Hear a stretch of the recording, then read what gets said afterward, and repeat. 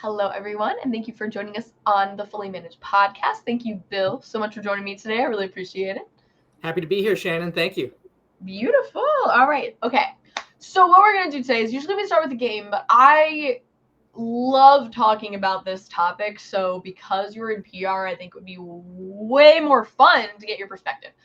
I want you to tell me about the biggest PR nightmare you have ever seen in your career. And this doesn't have to be a one that you worked on, but just one that you just distinctly remember, because I love talking about these. They're like my guilty pleasure is to find out about them. So I would love to hear your favorite, your top. Okay. I'm going to pause here for a second because what is a good one? Oh, gosh. Don't think you have to top anything either. There's plenty. There's so many. No, there's definitely. I'm debating the one with the Coldplay. I'm debating the most recent one with the jeans. I'm gonna go with the jeans one. So okay. And was that Abercrombie? American Eagle. Okay. Yep. Okay. 3, 2, 1. It's fairly recent, and it's a brand that wasn't on my radar at all, but it's the American Eagle Sydney Sweeney campaign, which, take it for what it is, I had no idea who she was before. I hadn't thought about American Eagle in a very long time. Whatever. There's a lot that went into that one about, do you believe what American Eagle was saying? Do you believe that there was something more subvert than just saying, hey, this blonde-haired woman has a nice figure? Was there more going on there?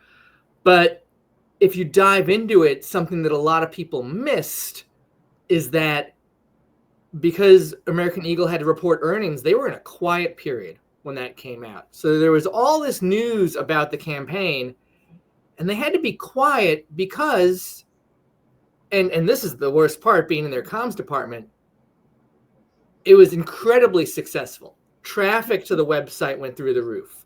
Sales went through the roof. We're talking brag-worthy hockey stick sort of things that their comms team would have loved to say, hey, listen, one, no, we didn't mean any of this negative attributes that people are transposing to it. And two, the campaign was stupid successful. So, and that, again, I didn't even think about it when it came out, and I know how it could be polarizing for a lot of people, but looks like the majority of those out there, especially people that buy jeans, it hit the mark.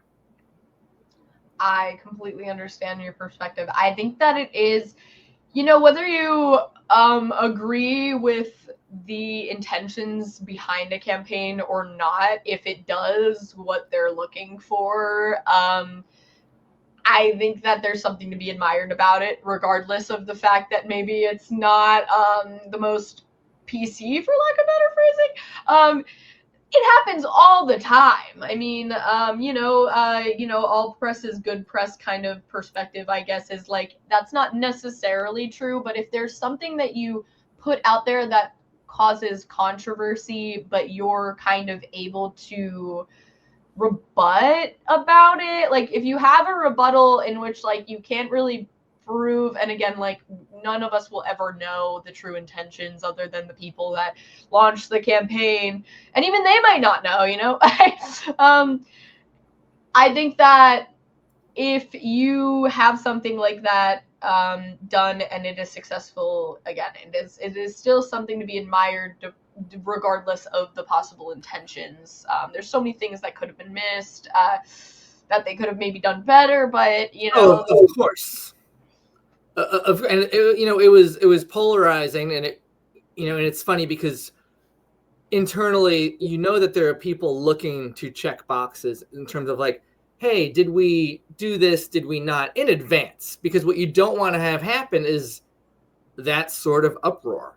And what I'm not sure about is if the negative backlash fueled the positive results, where like, oh my gosh, I don't know if I would have heard about it if there weren't people in my network that were very much against the campaign. I'm like, oh, let me look at this. Like, who knows how many other people heard that backlash, went and then bought jeans. Yeah. I didn't, but I'm sure a lot of people did. I'm sure, yeah, because they were reminded of the brand. I mean, I'm sure that, you know, that was a time to probably drop a sale, which I'm sure they probably did. Apology sale. Here you guys go. Buy one, get one 50% off jeans. But yeah, when you cannot necessarily prove, like, it's not, you can't necessarily prove the intention behind something. Like, there's things that are grossly done so poorly that it's like, if you didn't miss this, then you're stupid. Like, you're just a bad, like, you know. But it's that kind of move could not be proven, kind of, you know what I'm saying? So I think those are maybe, those kind of controversial campaigns are kind of, and again, I don't want to take one side or the other, but like, the best in the sense of that they're smart if they're strategically trying to put out controversy and make themselves more relevant, because you can't prove that they had ill intention behind it, even if they did.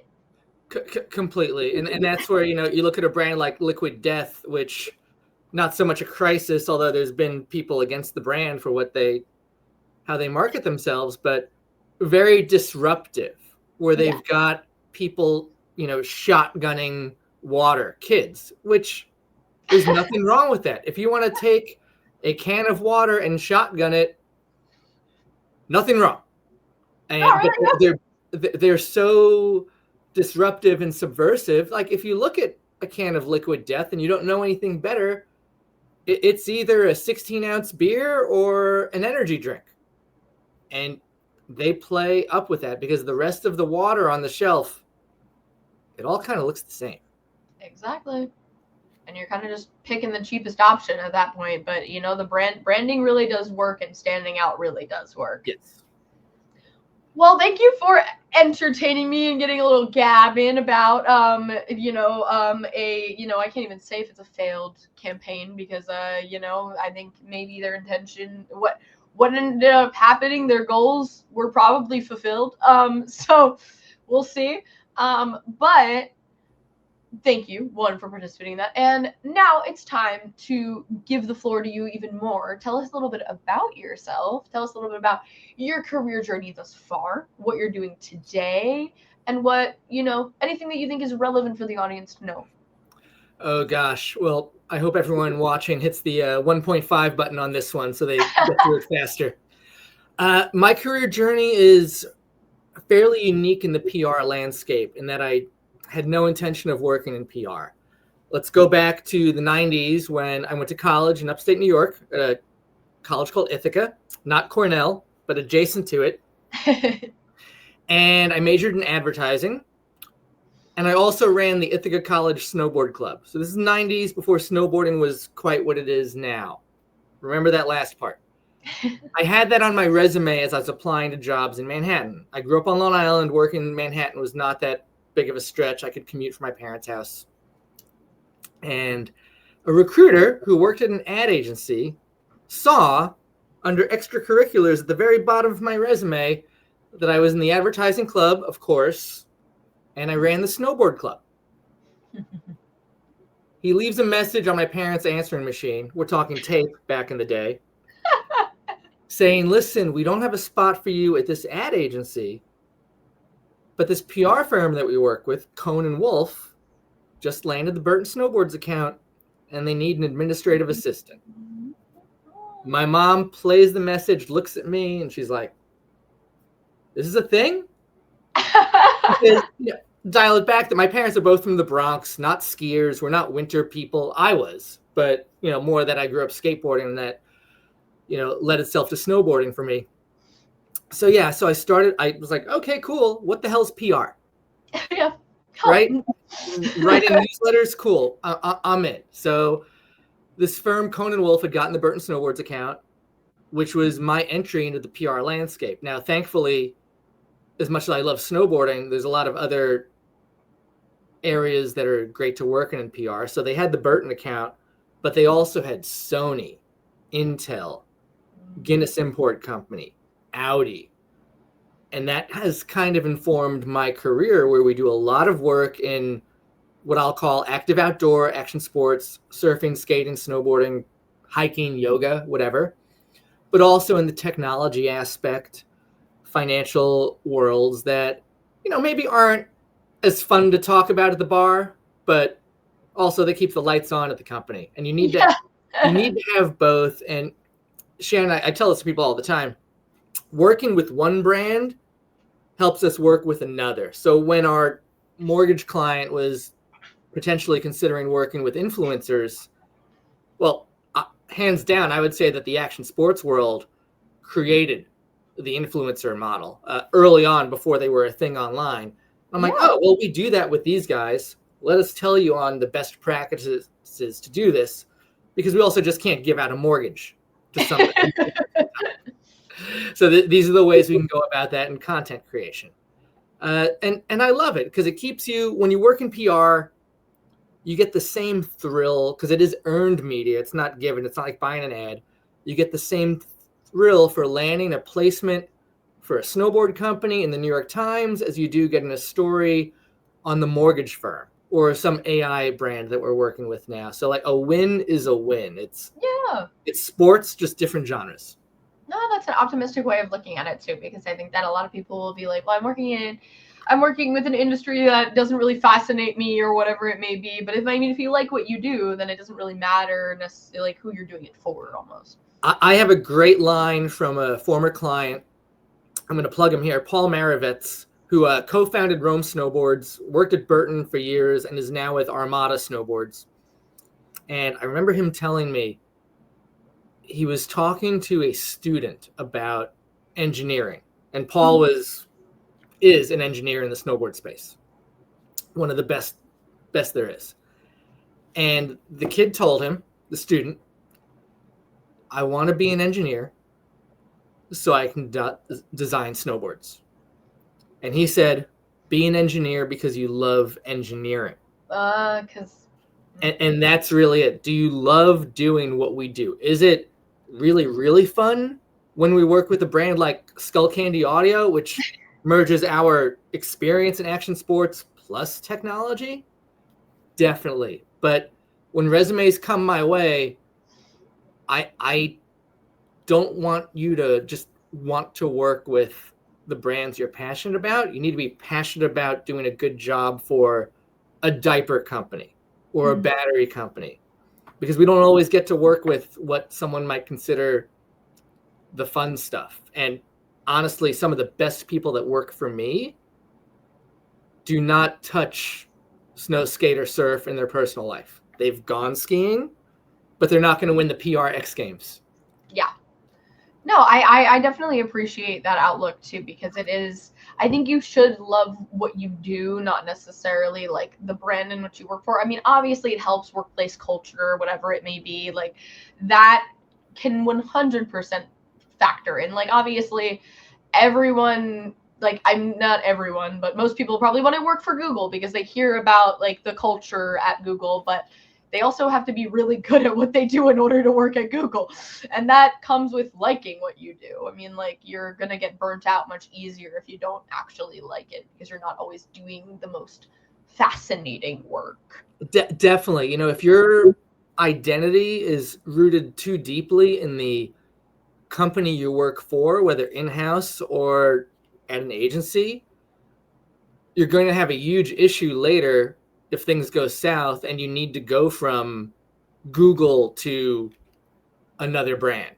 Mm-hmm. And that could be a mental struggle for a lot of people, where they only want to work in one genre, especially when it comes to like branding, design, things of that nature, where, hey, listen, there's only so many Googles out there. So you need to be okay working with, maybe it's the number 2, or maybe it's just a whole different lane. Yeah, no, I completely, and I really admire people that are able to like get out of their space, even if it's something that's comfortable too. Like I was recently, I follow, I think, I believe she was the previous marketing lead at, why am I blanking up? Duolingo. And she was obviously incredible. She kickstarted this like the most successful campaign of Duolingo ever. Like Duolingo is relevant because of this woman, but she recently left Duolingo because she was like, I'm known as the Duolingo girl. Like I love what I do, and I don't want to be necessarily just associated with one brand. I want to be associated with my work. Um, and I thought that was so admirable and brave because like if you're known for a successful campaign with this brand and you've been with it for so long, like obviously I think anyone would get comfortable in that position and know like how good they are and their worth and everything like that. But at the same time, you're not necessarily challenging yourself sometimes when you stay in a certain space or and I can understand when your identity is associated with a brand, unless you are your brand, like thought leadership and different things like Mm-hmm. that. It must be kind of a struggle to be known for your work rather than like the brand itself. Definitely. And I think that's incredible. But anyway, going off of what you were mentioning before, like working with global brands, and like now leading a PR agency that's known for specifically like challenger brands, what is like a mindset shift that you kind of had to have for between like those separations? You're nailing it. So we don't work with the Sonys anymore. And there is a mindset shift when you start working with the challenger brands that have different levels of resources and also different brand cachet. Mm-hmm. If you work with Apple, people are going to come to you. It's hard to do a bad job. You can, but it's difficult. When you're with a smaller brand or a brand that isn't number one, the job is exponentially harder, which is why I'll always tell people when they look at us or when I look at someone's resume, don't judge their work or don't look at them because they worked with Apple or in my case, Byrne Snowboards way back in the day. Because this upstart brand that I work with now, they don't have that budget. They don't have that team. So when I look to hire, I look to bring in people that have done great work with a brand in the top 10, maybe at the bottom of that top 10, or maybe the top 15. And I may not have seen the results of their work because realistically, yeah, it's a top 15 brand, but show me you can do more with less. And that's our mindset shift too, which also makes the job so rewarding Yeah. because we know it's harder with what we're given. We don't have the Procter and Gamble level budgets.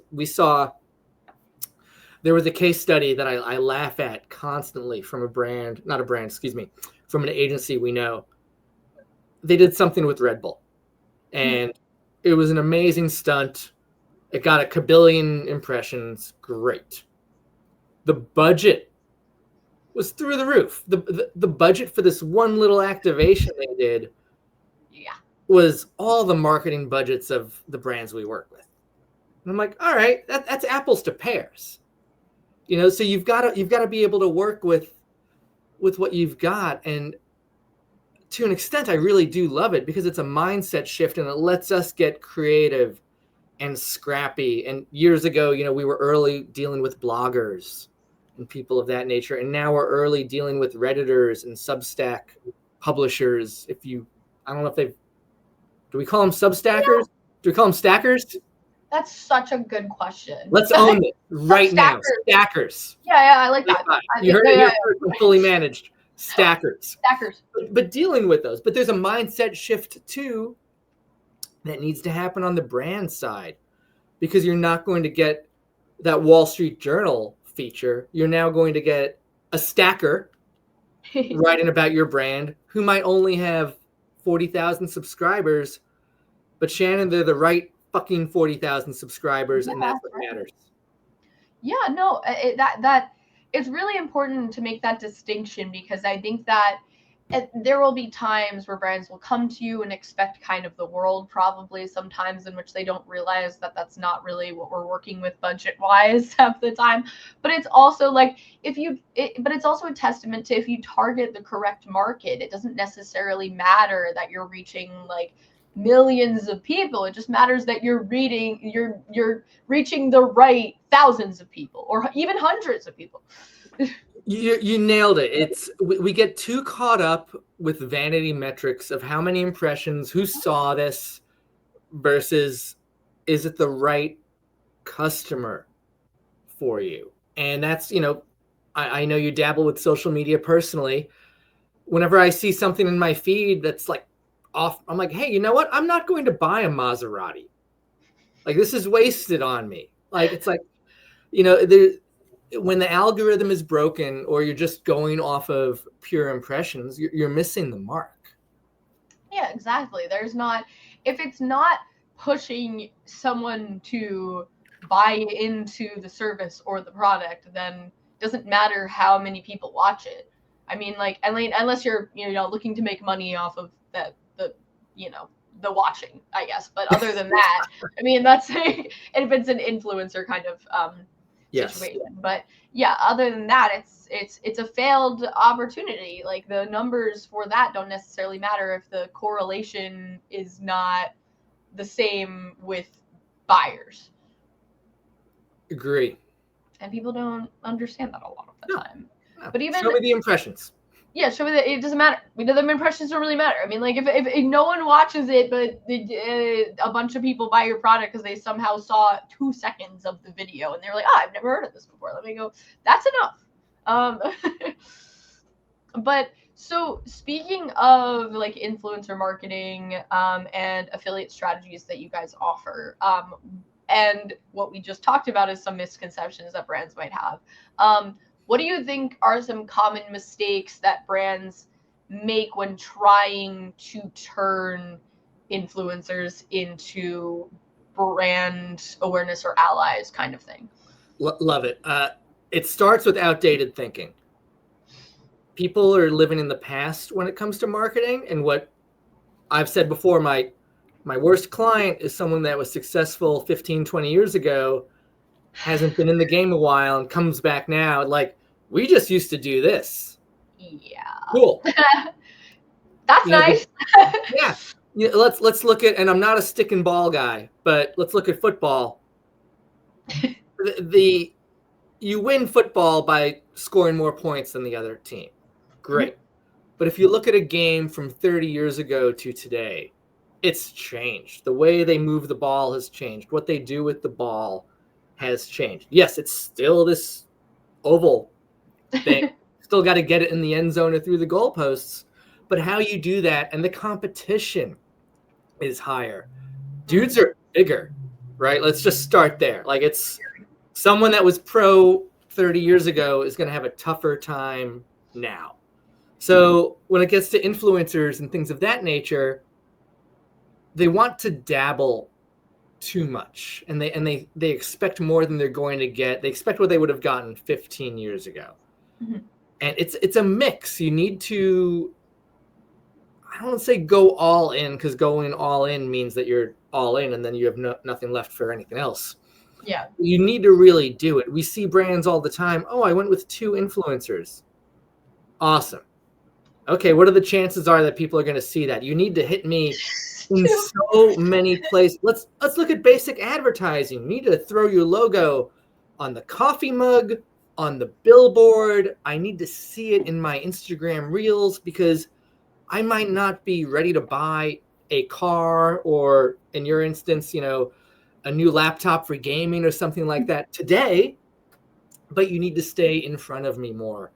And that's one of the things we see in PR in general. You can't just rely on, oh my gosh, we just got that one great hit in Wall Street Journal, CNET, your local newspaper. You need to stay in touch and on top in the mindset. So with creators and influencers, they don't go in enough, and they expect more than they're going to get. So for a creator, influencer, whatever, if they're not like a Kim Kardashian level, those people are looking to make as much money as possible, which requires them to either make a decent amount from your brand or have more brands on deck. So Yeah.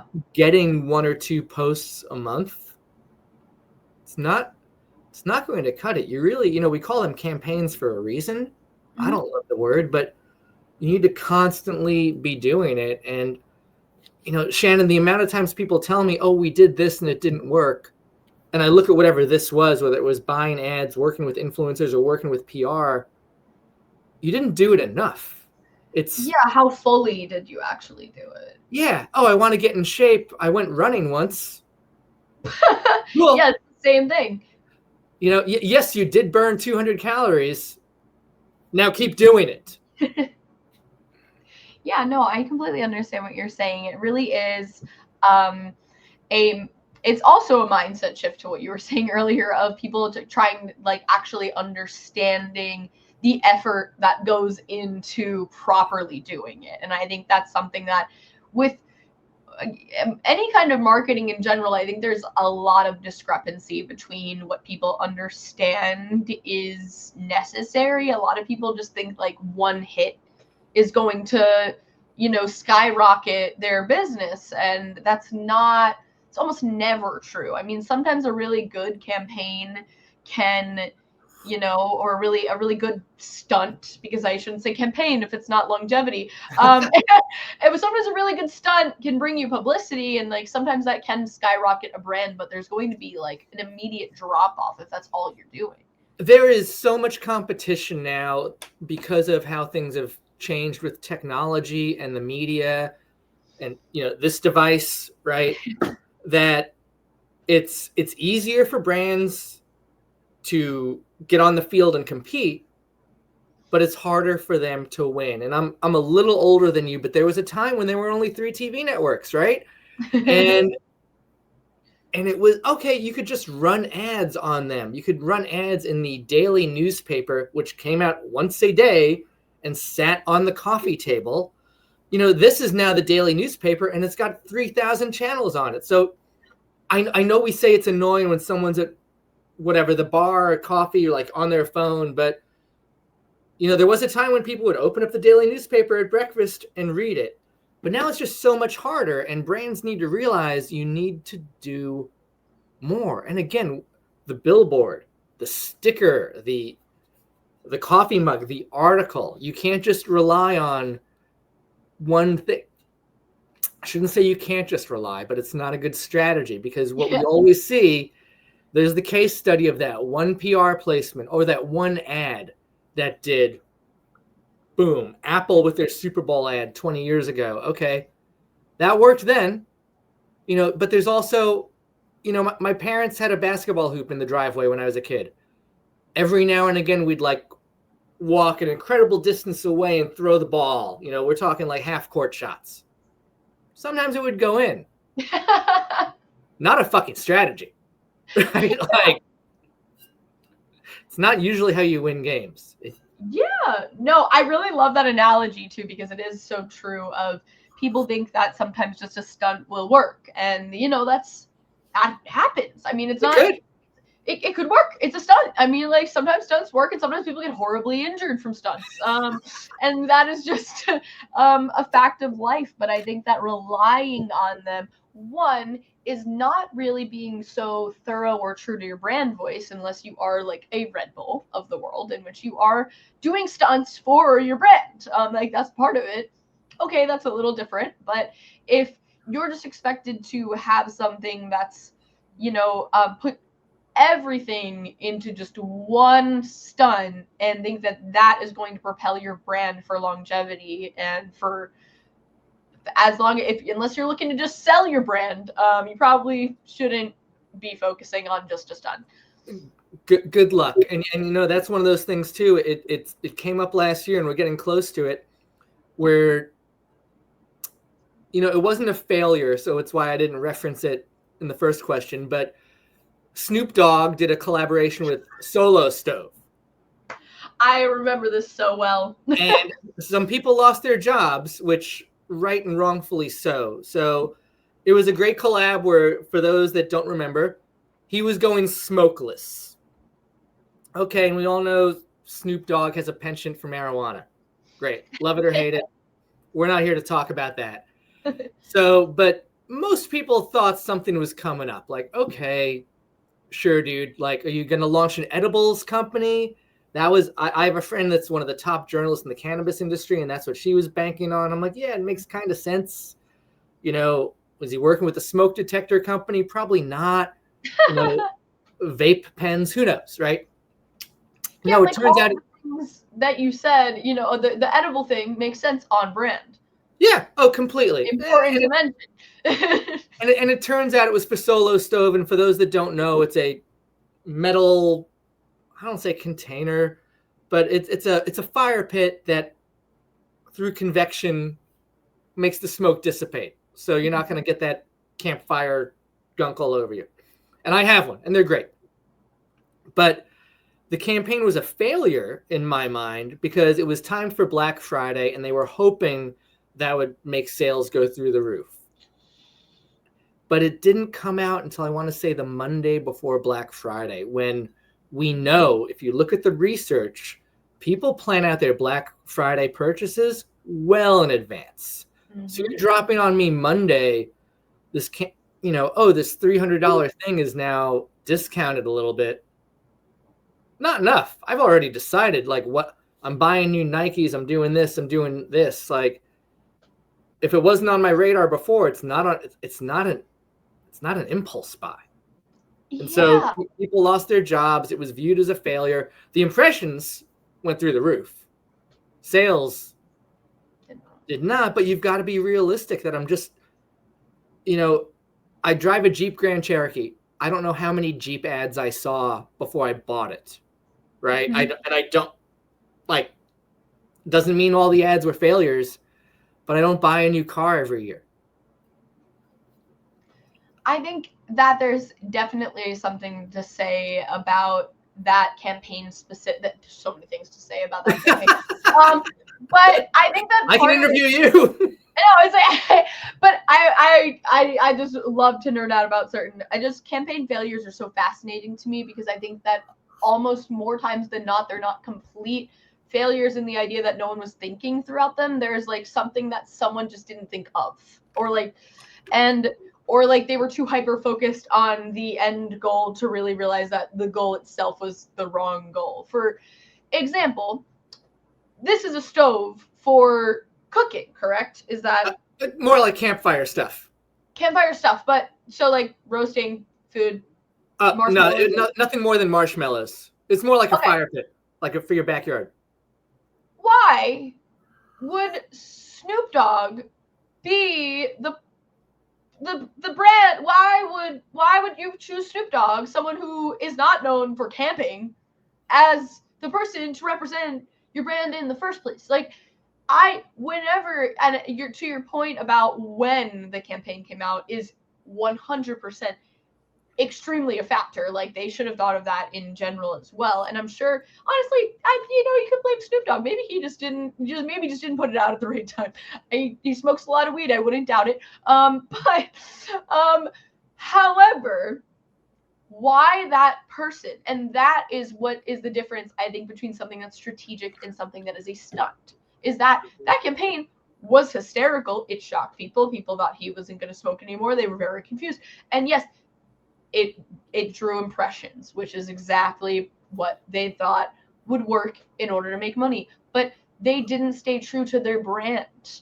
It makes no sense that Snoop Dogg would advertise this product. Like, the campaign itself makes sense on paper, makes sense to draw people in, but doesn't make sense for people who are following Snoop Dogg are probably not campers. I mean, some of them might be. But if Snoop Dogg influences you, yeah, he's not an influencer in that space. He's an influencer, and people, and listen, I like some of his songs, but the influencer needs to be right for the brand. And when you throw, like, Kim Kardashian can drive sales for certain products. Yes. And others, she does not. Yeah, you're not going to buy a baseball that Kim Kardashian is advertising, because no one that is interested in, most people that are interested in, I should say, that are interested in baseball are probably not going to want something that Kim Kardashian is selling, because they're going to, just like, and people are annoyed with Taylor Swift because she's so relevant with the Super Bowl, and football watchers are not usually Taylor Swift fans, whatever it may be. It's just like, there are certain things that just don't make sense for something or a brand, because you're not considering your audience. I mean, like, it would make sense to spend less of the budget, have several niche camping influencers that people follow for camping advice, and have them sell the stove. Love it. No, you're spot on. Getting off track, just a little rant. No, it's fine. Sorry, Solo Stove people. Love the product. Yeah, no, the product is probably great. I don't have it, but it's wonderful. And I wouldn't know because Snoop Dogg didn't tell me. But anyway, so speaking of the noise in the space as well, so like, how do you recommend, and I know obviously there's not a cookie cutter approach for all of this, but like, how do you recommend is the best way to stand out in all of this noise? Because most industries have it's twofold. The first is timing. So you need to give anyone that you're targeting, whether it's a customer, I don't love the word consumer, it's a customer, because we never say, this is a tangent, no one ever says the consumer is always right. Like, how weird does that fucking sound? The consumer is always right. Everyone's a consumer. Yeah. Like, my dog is a consumer. He's going to chew grass on the way, like, during our walk. The dog's always right. Yeah. My dog is always right. Love you, Ollie. You've got to give your target. So the customer, or in our case, the journalist, you've got to give them time to even see the message and digest it. So one of the biggest issues we see with failed PR campaigns is not enough timing. Let's say that you, Shannon, are a journalist at whatever top publication we want our client featured in. Okay, you get 100 emails a day from whatever brand's trying to get through. You've got to weed through these. And maybe the day we email you about something amazing, you're on vacation or you're doing something. You're a journalist. You're not a firefighter. Your job is not to just look at Bill Byrne's email because I sent it, right? It's not like, hey, the building's on fire. Cool, I'll be there. Hey, Shannon, our client released something, a new shade of gray. Oh, no way, Bill. Hold on. Let me break my dinner plans to go do some shit. Like, no, fuck off, Bill. Right? So timing is critical. Give them as much time as possible. Like, people plan their lives in advance, whether it's what they're doing for Thanksgiving or what they're doing Friday night. The same goes for journalists with their content. The same goes for your customer with Black Friday sales. Get in front of them early.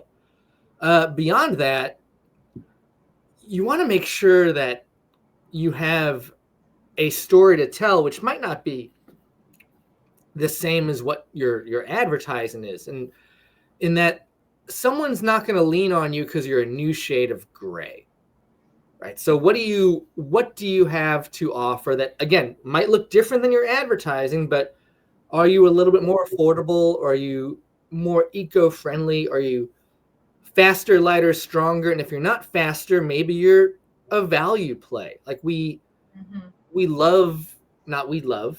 but you look at a car magazine and it's got something that I can't fucking afford, right? But then you look at what people buy. Honda Civic's one of the best-selling cars out there, and it's especially compared to when I was younger, it's amazing, right? So how does Honda Civic get good reviews? How does Honda Civic break through? Like, hey, listen, in this category at this price point, we are great. So you've got to kind of own your lane and really drill in on what makes you different. Think about it if you're in a bar and you're looking to, in a sea of other people, meet that one person you think that is attractive. But maybe you're not the most on point for that person. What can you do? Can you be a little funnier? You can't make yourself taller, right? If someone's into tall people, I can't be taller. But what can I do to cut through? So double down on what you are, and don't pretend to be something you're not. Honda Civic does not pretend to be a Lexus. No, they do not. No, that's I actually, someone was just talking to me the other day, and if it's you, I'm so sorry that I forgot. But Not memorable. Someone was just telling no. Someone was just telling me about the failure of Jaguar specifically, because it is, I mean, like, everyone, they had brand loyalty, and they came out with I believe two cars that were just not aligned with their customer base. Like, people were not attracted to it. It was a huge flop recently, and that's something that I think of as, it doesn't, people consistently want to do something new and stand out, but they don't realize that that is not necessarily in their self-interest all the time. Like, that's not, you want to stand out of the crowd, but do that by you, like, authentically being you and finding out what differentiates you. Don't create something to differentiate yourself. Authenticity is so important, and you nailed it with that last part, because if you swing the pendulum too far the other way, you're going to shock your core customer base and not necessarily attract a new one, versus if you go incremental, and incremental can mean different things. Maybe not 75%, but maybe you do a little bit further, so that you're like, oh, well, that's pretty fucking cool, and I haven't thought about that in a while. Because you don't want to alienate the new one, but you want to, listen, let's be frank, that older customer is dying like cigarettes. So you do need, I know where they were going, you do need to get the younger customer thinking about this. But I would look at a brand, that I don't follow personally, but I know it's still a very aspirational brand. You look at Rolex, and as I say that, I'm going to tap my Garmin smartwatch. But it is still a very aspirational brand with a lot of people. It's in my mind, a ridiculously expensive product. To some people, it's not. But they do a good job of reinventing themselves enough, but not too much.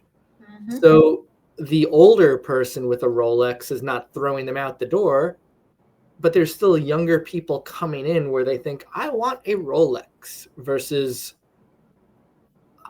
I don't see a lot of I want a Jaguar people nope.